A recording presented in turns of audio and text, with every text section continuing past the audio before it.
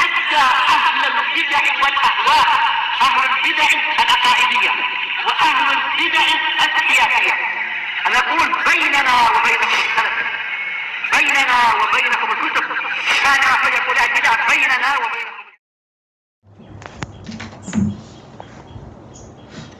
Bismillahirrahmanirrahim.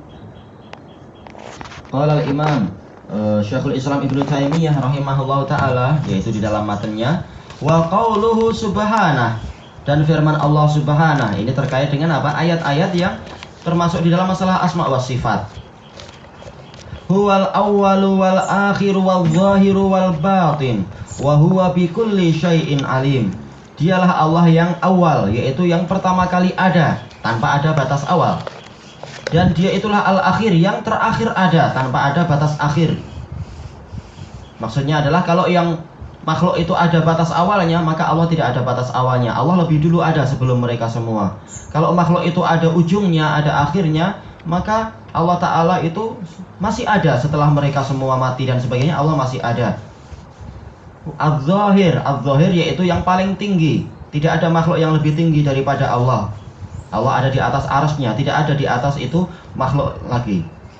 Semuanya adalah di bawah Allah Ta'ala. Ini bukan tasbih namanya, ini justru adalah apa? Memuliakan Allah Ta'ala. Tempat yang tertinggi dan paling mulia dan paling sempurna adalah al-ulu, yaitu di ketinggian. Siapapun orang akan mengakui bahwasanya yang namanya ketinggian itu adalah sifat yang sempurna, itu adalah sifat yang apa? Sifat yang terpuji, sifat kebaikan dan sebagainya. Makanya para CEO atau namanya apa, dia nggak akan memilih tempat di bawah sementara para penyapunya di atas-atas. Enggak, dia milih tempat tertinggi dia. Demikian pula para raja, ini wajar karena memang ketinggian itu adalah sifat yang mulia, sifat yang sempurna. Adapun kerendahan itu adalah sifat yang hina. Al-batin, al-batin artinya bukan paling rendah. Allah Ta'ala paling tinggi, bukan paling rendah. Tapi al-batin itu adalah yang paling dekat dengan makhluk. Maksudnya adalah apa? Ilmunya, sebagaimana dijelaskan oleh para ulama nanti, menukilkan dari sabda Rasulullah SAW. Jadi bukan paling atas dan paling bawah. Ini orang akan pusing, gimana paling atas dan paling bawah. Tetapi yang dimaksud al-batin adalah yang paling dekat, yaitu ilmunya, bukan datnya. Datnya di paling atas sana. Baik. Walaupun kita yakin bahwasanya kalau Allah menghendaki, semuanya akan masuk dalam genggaman tangan Allah. Kalau semuanya masuk dalam genggaman tangan Allah, berarti apa? Memang secara akal adalah Allah tetap di atas kita, tapi memang di bawah kita juga tetap ada tangannya Allah. Tetapi yang dimaksud dalam al-batin di sini adalah apa? Itu tadi, yaitu paling dekat dari sisi ilmunya. Adapun masalah Allah menggenggam langit dan bumi itu nanti di hari kiamat. Tayyib. Disebutkan oleh Syekh Abdul Aziz Al-Rasyid di sini, huwal awal ay alladzi laisa qablahu syai', yaitu dia adalah suatu zat yang tidak ada sebelumnya itu sesuatu apapun. Benar-benar dia itulah yang pertama kali ada tanpa ada batas awal. Kama fassarahu bidzalika Rasulullah sallallahu alaihi wasallam, sebagaimana yang ditafsirkan oleh Rasulullah SAW, yang mana beliau berkata, yaitu dalam doa beliau, Allahumma antal awwal falaisa qablaka syai'. Ini diantara doa tidur ya. Ya Allah, engkaulah yang pertama kali ada. Falaisa qablaka syai', maka tidak ada sebelummu itu sesuatu apapun. Tidak ada makhluk yang lebih tua dari Allah, enggak ada. Semuanya itu nanti. Makhluk itu datangnya nanti. Allah yang maha pertama tanpa ada batas awal.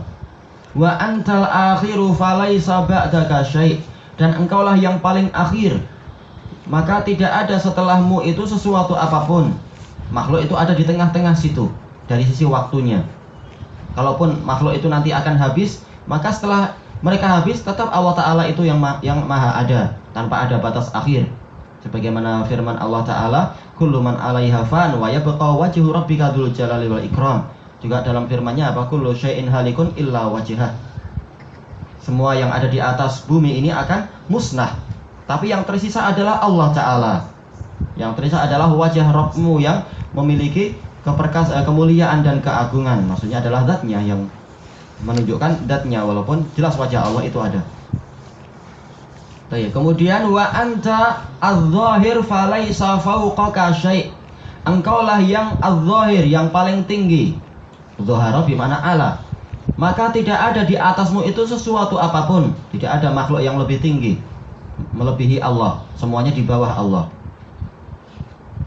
Bahkan malaikat yang mampu terbang setinggi-tingginya misalkan, ya malaikat secara umum punya sayap dan mampu terbang, tetap Allah Ta'ala itu di atas mereka. Yakhafuna rabbahum min fawqihim wa yaf'aluna ma yu'marun. Mereka merasa takut kepada Rabb mereka yang ada di atas mereka, dan mereka mengerjakan apa yang diperintahkan kepada mereka. Baik. Kemudian yang berikutnya wa antal batin falaisa dunaka syai'. Engkau itulah al-batin. Maka tidak ada, dun di sini jangan diartikan apa? Diartikan di bawah. Karena jelas di bawah Allah makhluk semua. Tidak ada di bawahmu segala sesuatu apapun. Ini keliru dalam mengartikan. Karena jelas di bawah Allah para makhluk semuanya ada. Tapi yang dimaksud dun adalah apa? Jarak antara apa? Jarak antara engkau dengan makhluk tidak ada. Jadi tetap antara kita dengan Allah, Allah yang paling dekat. Tidak ada makhluk yang lebih dekat. Tapi dari sisi apanya? Dari sisi ilmunya, kata para ulama. Bukan seperti yang diyakini orang-orang Jahmiyah yang meyakini Allah Ta'ala di mana-mana. Oh, ini dalil Allah di mana-mana. Kalau Allah paling dekat dengan kita berarti Allah di sini. Bukan itu, tapi yang dimaksud adalah ilmunya, bukan zatnya. Makanya segala aliran darah pun Allah Ta'ala tahu. Allah yang pengetahuannya betul-betul sangat dekat dengan hamba. Diriwayatkan oleh Imam Muslim, yaitu di nomor yang ke 2713. Fahuwa subhanahu awwalun laisa lahu bidayah. Maka Allah Subhanahu itulah yang pertama tanpa ada batas awalnya, tanpa ada permulaan. Wa amma al-qadim, adapun kalau nama al-qadim faqad dzakarahu ba'dul mutakallimin fi asma'illah. Ini telah disebutkan oleh sebagian ahli kalam dalam nama Allah. Ini anehnya mereka. Mereka tidak mau menamakan Allah dengan nama yang Allah tetapkan, kemudian mereka mendatangkan nama-nama sendiri. Ini jeleknya orang-orang ahli kalam itu. Padahal siapa yang berhak untuk menamakan dirinya sendiri? Pemilik nama, yaitu Allah. Tapi mereka memang, yaitu dari kalangan Mu'tazilah dan sebagainya, mereka menjadikan posisi diri mereka sebagai apa? Hakim terhadap Allah. Allah wajib demikian, Allah tidak boleh demikian, dan seterusnya. Was-shawab annahu laisa min asma'ihi subhanah. Yang benar ini bukanlah bagian dari nama Allah Subhanahu, li'annahu lam yarid dalilun fi tasmiyatihi subhanahu bidzalik. Karena tidak datang dalil tentang penamaan Allah Subhanahu dengan itu. Baik. Wa li'annal qadim yang qasimu ila qismain. Dan juga karena al-qadim, sesuatu yang terdahulu, ini dia terbagi menjadi dua macam. Yang pertama qidamun haqiqi, yaitu benar-benar sifat dahulu yang sejati, yaitu yang mutlak tanpa ada yang lebih dahulu dari zat ini. Yang kedua qidamun nisbi, yaitu dia punya sifat terdahulu tapi nisbi, yaitu dilihat dari sudut pandang tertentu.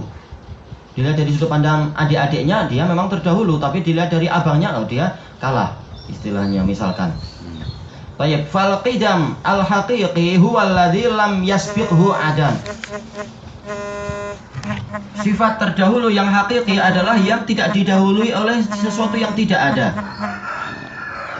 Wan nisbi huwa qidamu ba'dil makhluqat ala ba', yaitu tayyib. Dan telah terdahulu pembahasan prinsip yang disebutkan oleh Imam Ibnul Qayyim, anna sifah idza kanat munqasimatan ila kamalin wa naqas, bahwasanya sifat itu apabila terbagi menjadi sifat kesempurnaan dan sifat kekurangan, lam tadkhul bi mutlaqiha fi asma'ihil husna. Dia tidak masuk secara mutlak kepada nama-nama Allah yang terbaik itu, nama yang paling indah itu. Wa dzakara, dan Imam Ibnul Qayyim telah menyebutkan anna babal ikhbar anhu, bahwasanya bab pengabaran dari Allah Subhanahu, yaitu mengabarkan tentang Allah, ausa min babil asma'i was sifat. Ini lebih luas daripada bab nama dan sifat. Kalau sekedar mengkabarkan boleh, tapi untuk menamai Allah maka itu harus ada dalilnya. Selesai dari Bada'iul Fawaid yang pertama, muka surat 283. Wa dzakara annahu yukhbar anhu subhanahu bil qadim. Dan beliau menyebutkan bahwasanya boleh kita mengabarkan tentang Allah dengan al-qadim, zat yang terdahulu itu. Wala yusamma bih, dan tidaklah kita namakan dengan nama al-qadim.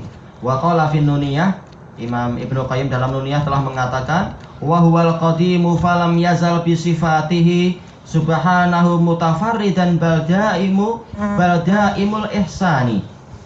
Dan Allah itulah al-qadim yang terdahulu, maka dia itu terus menerus dengan sifatnya. Bukan seperti yang diucapkan orang Mu'tazilah, bahwasanya dulu Allah Ta'ala tidak mampu bicara, tapi setelah itu baru berbicara, baru menciptakan sifat pembicaraan. Subhanah, dia itu menyendiri, bahkan dia terus menerus berbuat kebajikan kepada para makhluknya itu. Tayyib ilahuna wallahu a'lam.